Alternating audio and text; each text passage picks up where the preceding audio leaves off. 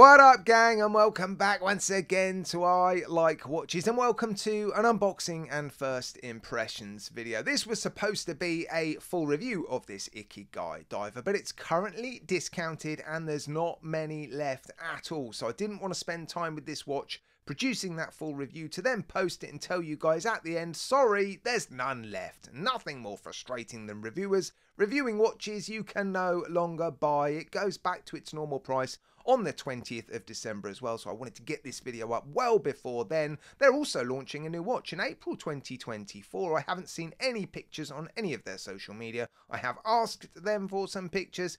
If they've sent me some, I'll show you them now.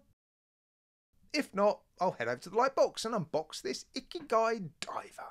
Right, let's get into it. As you can see, it's turned up in a branded cardboard box. On top here we have the warranty card. Oh, they're numbered, look. 049 of 300. So yeah, this internal box was well protected from that outer cardboard box. And again, it's come in a sort of bamboo. Yeah, that's pretty cool, isn't it? A bamboo watch box. A nice cushion. Very cool, actually. Might use that in my filming. Right, I'm going to get the plastic off and then I'll start to share with you my first impressions. Right, I'm back. All the plastic has been removed. I haven't resized it yet. Let's put some power into the Miyota 9039, which is the no-date version of the Miyota 9000 series automatic movement. And as you can see, obviously there's no date on this dial, so you've got a single position on the crown. Crown action feels, yeah, very, very nice. Now, one thing that has surprised me is the colour of the dial. It's, well, on the box it said blue, on the website it looks blue, but it looks to be an identical colour to the one that James and I used for the Exciton. It's an almost bluey purple, which I like. Yeah, I like the colour. It's just a bit more purpley than I was expecting. Yeah, it's a lovely colour. And you've got that contrasting orange on the second hand. And yeah, the bracelet feels nice, actually. Silky smooth bracelet.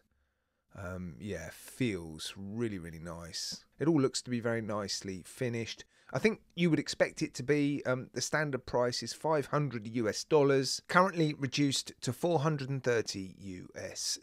And yeah, looking at the warranty card, there were 300 made in each colour, and I think there were 4 colours available, so 1,200 watches available, and it looks like they've almost sold out. So yeah, they must have got their pricing right. I don't think it's an unreasonable price. $500 for a 9000 series powered micro brand made to a very nice standard or level, which this appears to be. First impressions are the finishing looks to be pretty good.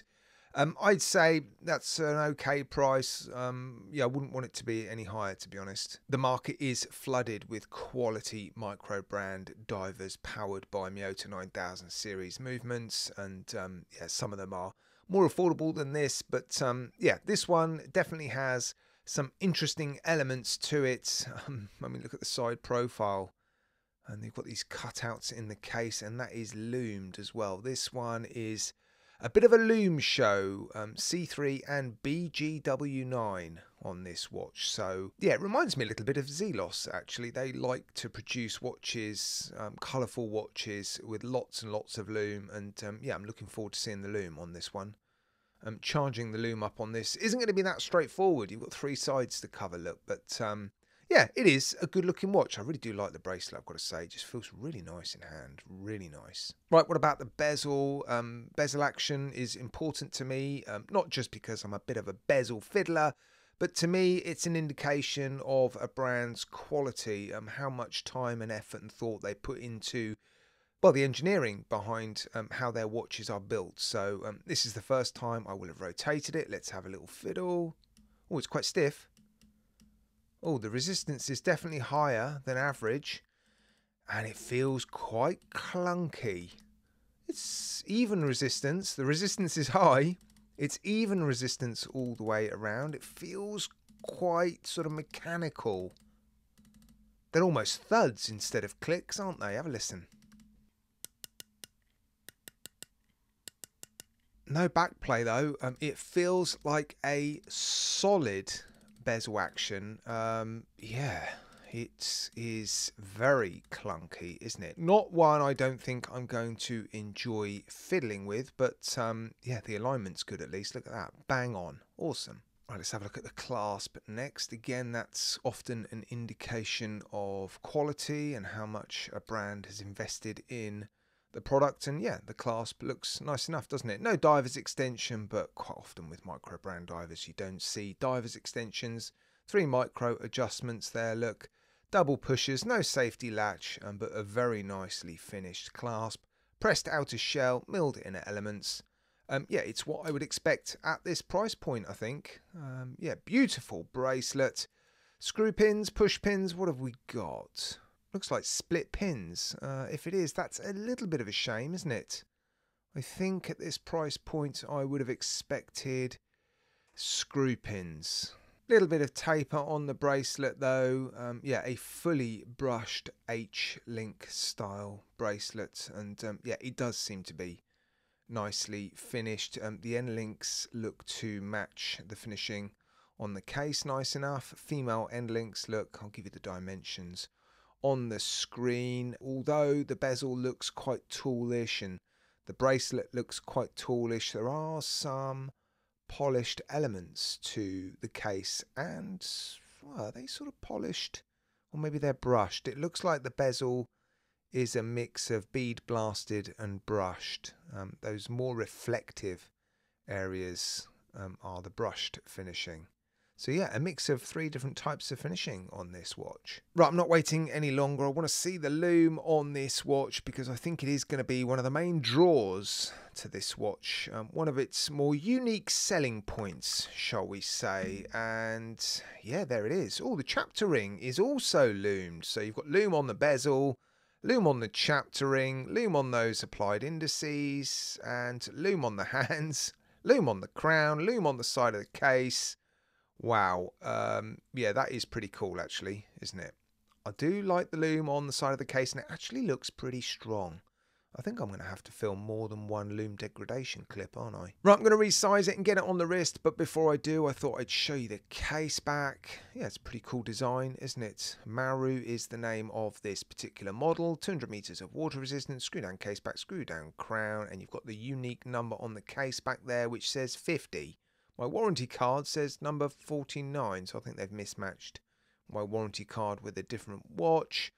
Yeah, 200 meters of water resistance, so screw down case back, screw down crown, and double-ended quick release spring bars for quick strap changes. That's pretty cool. Right, here it is on my roughly average sized wrist, and yeah, it's a comfortable one, definitely. The underside of the bracelet has been finished very, very nicely. All the corners are beautifully rounded and sort of soft, and it just feels like a very silky bracelet. And there's good weight distribution as well, so you've got a decent amount of weight in the bracelet and the clasp, which always helps for me anyway. I don't like watches that feel top heavy, and this feels anything but top heavy. And yeah, I've been able to get a decent fit. There's only 3 micro adjustments and there's no half links, not that I've seen anyway.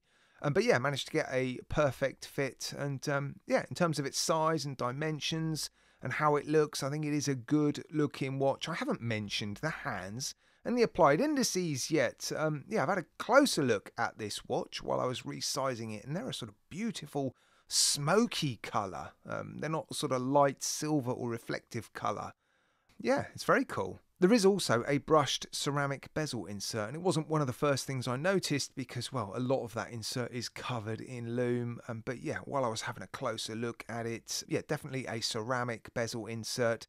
Sapphire crystal, as you would expect. On the whole, strong specifications throughout. Just a little bit disappointed in those split pins. I mean, they're nice enough quality, they're split pins. But yeah, I think I was expecting screw pins. So what do you think of this Ikigai diver? It got funded on Kickstarter in under 5 minutes, which is incredible. And I can see why when you see the lume shots. It's very bright, very exciting. It looks quite different. It's fairly unique and original, and it has been built very, very nicely, I have to say. So yeah, it's got my juices flowing, and I'm looking forward to seeing what they launch in April 2024. Right guys, as always, a massive thank you from me to you for tuning in. I do really appreciate it. Take care, look after yourselves. You'll see me again very, very soon.